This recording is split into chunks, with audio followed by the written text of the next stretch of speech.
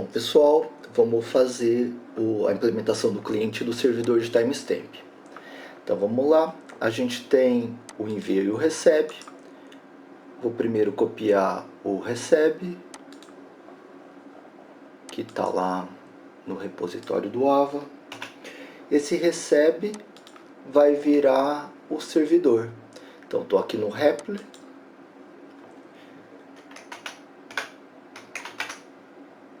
Vou copiar o código do recebe num programa que eu estou chamando de servidor.c. Ok? Tá aqui. Vou pegar o envia. Vou copiar também.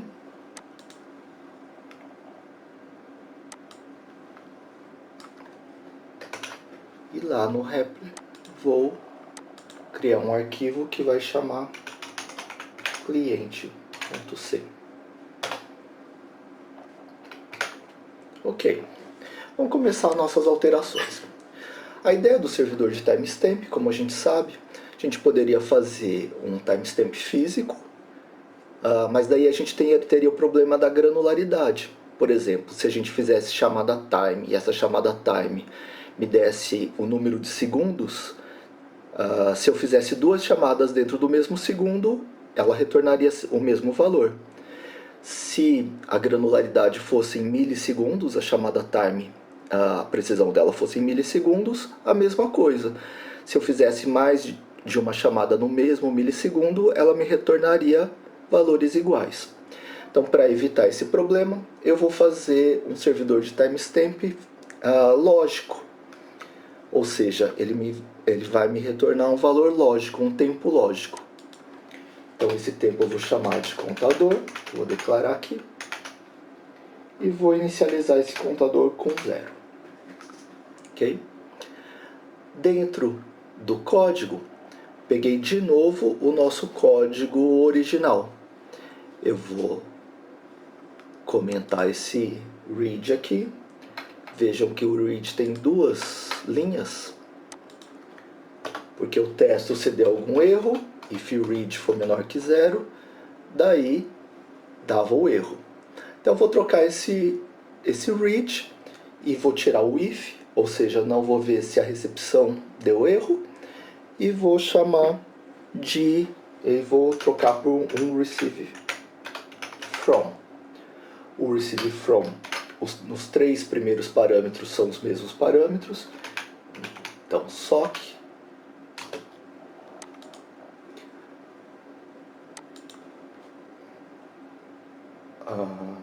buff, tamanho do buffer 1024, e daí tem mais parâmetros. O próximo parâmetro é de flags. O outro parâmetro vai me dar quem mandou a mensagem. Esse parâmetro do tipo struct, sock addr, ponteiro, e eu vou chamar a variável de name. Depois, um número inteiro, que deixa eu ver se eu já tenho alguma. Tem uma variável length, length, legal. Então, troquei meu read por um receive from. Então, eu vou receber do cliente, né, uma mensagem. Vou imprimir a mensagem. Se eu quiser, eu poderia também imprimir algumas informações do cliente. Por exemplo, printf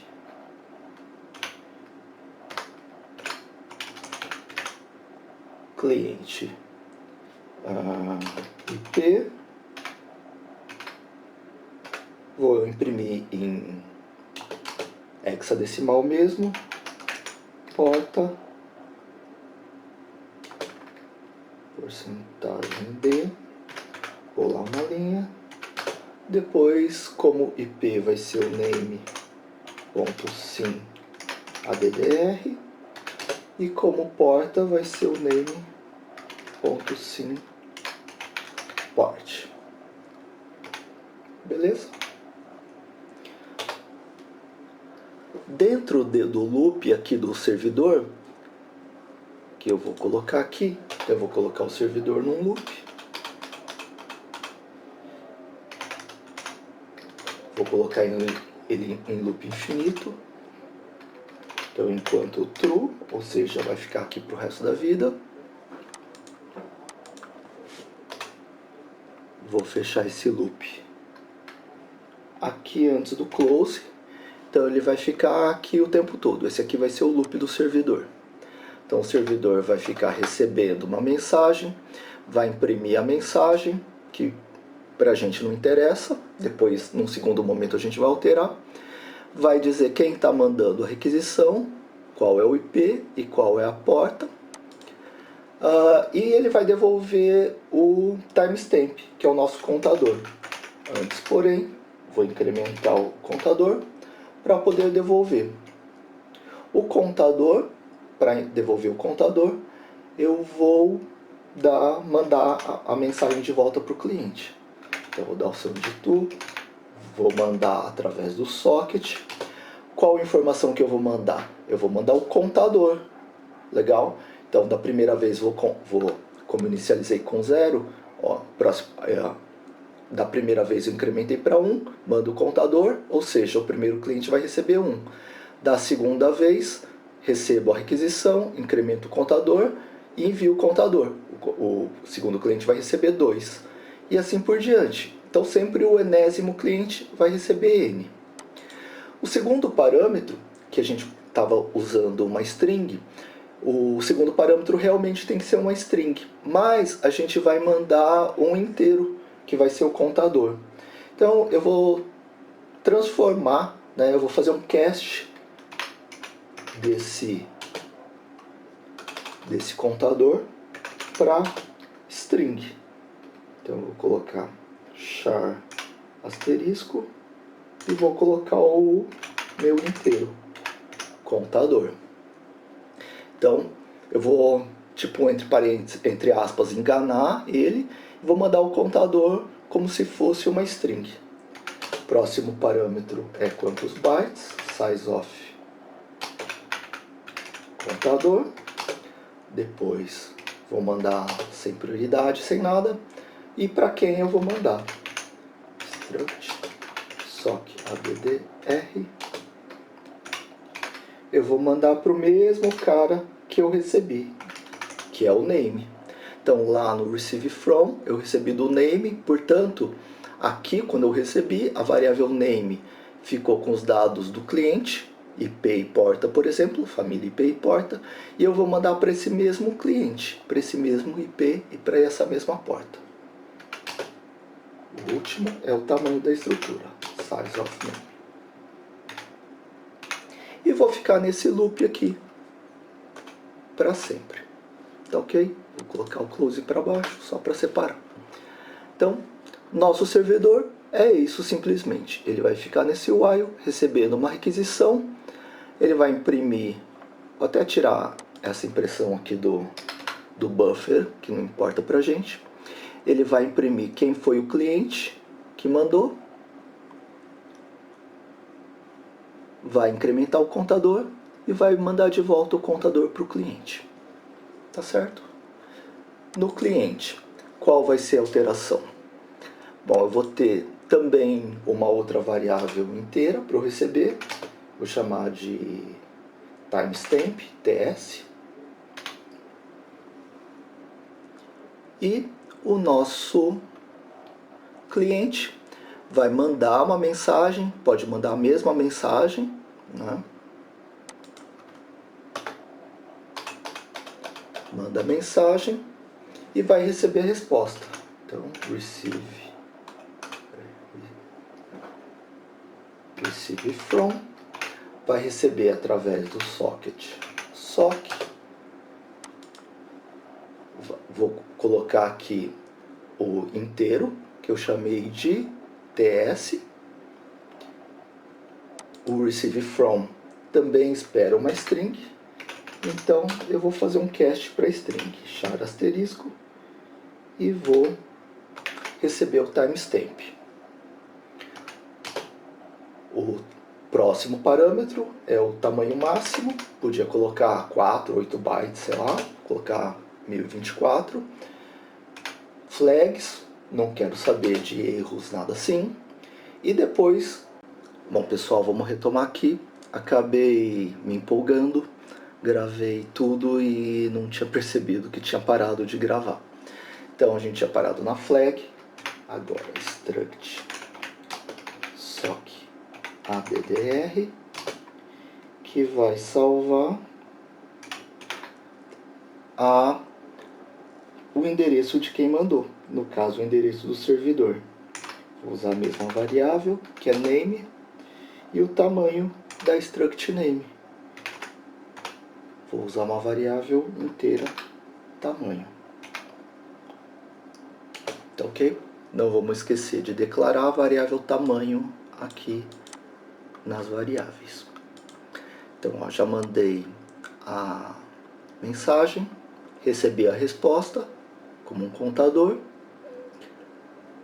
e vou imprimir. Printf. Vou colocar um monte de Cs aqui para saber que é o cliente que está imprimindo. Porcentagem D, pular a linha. E vou imprimir o timestamp, que é o contador. Tá bom? Então esse é o nosso servidor de timestamp. Vou compilar os dois. Então cc servidor.c -o servidor e cc cliente.c -o cliente. Ok?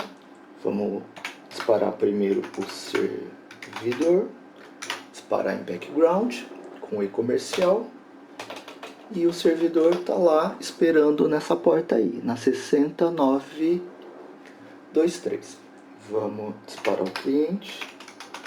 Ele tem dois parâmetros. O primeiro é para quem vai para o próprio host, na porta 60923.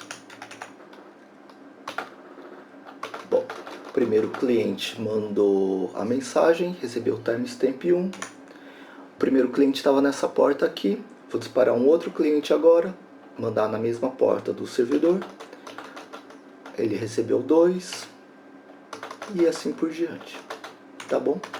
O enésimo cliente está recebendo timestamp N. Bom, vamos parar esse servidor aí, que ele está em loop infinito. Vamos dar um PS para listar os processos. A gente tem a bash, que é a shell, ou terminal, se vocês preferirem, o próprio PS e o servidor. E aqui está o PID, o identificador do processo. Quero matar esse processo servidor, cujo PID é esse aqui, 310. Então podia dar kill, -9 e tal. Vou tentar dar o kill 310 direto. Terminou. Se eu der um PS, o servidor não está mais lá. Bom, nossa segunda alteração é... deixa eu começar pelo servidor. Que já era um exercício nessa fase de quarentena, era mandar uma struct, não uma string nem um inteiro, mas um dado estruturado que podia ter inteiros, podia ter caracteres, strings e o que eu preferisse. Bom, minha opção normalmente seria criar um arquivo .h do tipo meustipos.h e dar include em todos os arquivos. Daí eu compartilharia essa declaração de tipos como se fosse uma biblioteca. Mas como aqui eu estou nesse ambiente Repl aqui, que enfim ele pode ter alguns erros de manipular arquivos, então eu vou declarar em todos os programas. Declarar como uma struct global, vou chamar minha struct de mensagem. E coloco lá, sei lá, int código, resposta, e já vou colocar alguns dados que eu vou precisar no próximo projeto, ó, no próximo exercício. Vou colocar um long p, vou colocar um int porta. Poderia colocar o que eu quisesse aqui, nem precisaria de tantos campos. Se eu quisesse mandar string, também declararia uma string e assim por diante. Aqui é só para dar um exemplo, só para a gente ter certeza que está mandando um dado estruturado. Beleza? Então a struct tem esses campos aqui. Vou comentar o buffer, que a gente não vai transmitir mesmo. E agora a gente vai transmitir uma struct mensagem. E o nome da variável que eu vou dar vai ser msg. Beleza? Então essa struct que a gente vai mandar. Então, no receive from, o servidor vai receber uma mensagem lá. Uma msg, uma struct mensagem. Vocês lembram que o segundo parâmetro, ele quer uma string. Então eu vou fazer cache para string. E a nossa variável chama msg. Tem 1024, beleza, tal. Aí, na hora de mandar, também ele vai mandar msg. Beleza? E o tamanho dela é o size of msg. Bom, o contador, que eu estava mandando a própria variável contador, eu vou colocar num dos campos do dado estruturado. Qualquer campo inteiro. Podia ser, vou colocar no campo resposta. Tá bom? Podia ser qualquer um. Então, antes de mandar msg, vou colocar no campo resposta, msg.resposta, recebe contador. Beleza? Então, mando lá o contador aqui na MSG. Vamos lá no cliente. Peraí, vou copiar, né? Isso aqui, porque daí eu não preciso digitar tudo de novo. E previno o erro também. Então, vou colocar aqui a struct mensagem. Vou declarar a variável aqui. Lembrem que aqui, ó, não é lugar de declarar as variáveis. Aqui só são o argc, argv, só os parâmetros da main. As variáveis da main começam depois do abre chaves. Então, vou declarar uma variável que é struct mensagem e o nome da variável. Vou chamar de msg também. Na hora de enviar, eu vou enviar a mensagem, que é uma msg, então vou fazer um cast para string, porque esse parâmetro pressupõe uma string. Então vou mandar msg, o tamanho da mensagem é o tamanho da struct, size of msg. Beleza? Daí eu vou ler também msg, tamanho máximo 1024. Vocês lembram que a resposta, o contador, vem na struct msg no campo resposta. Beleza? Então é isso aí. Vamos recompilar os códigos.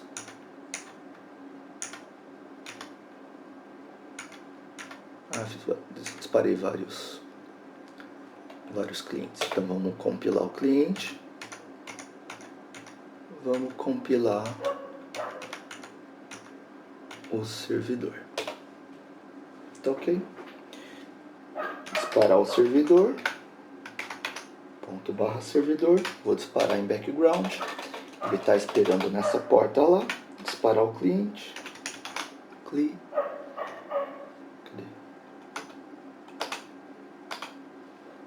Cliente. Localhost. E o número da porta, que é 35. Cadê? Não. 35051. Beleza?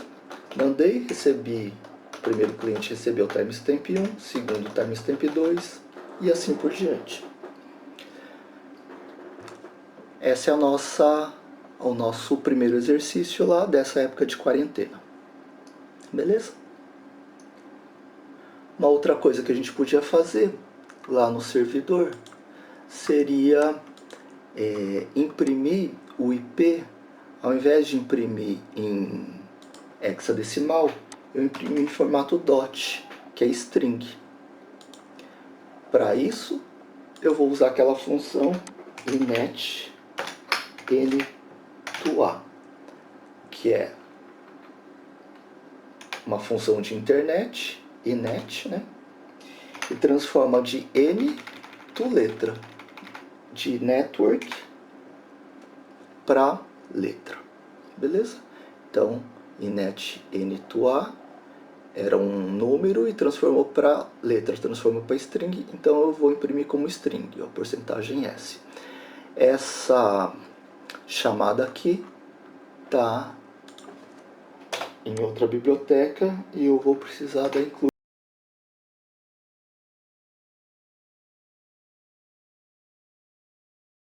E essa chamada aqui está nessa biblioteca.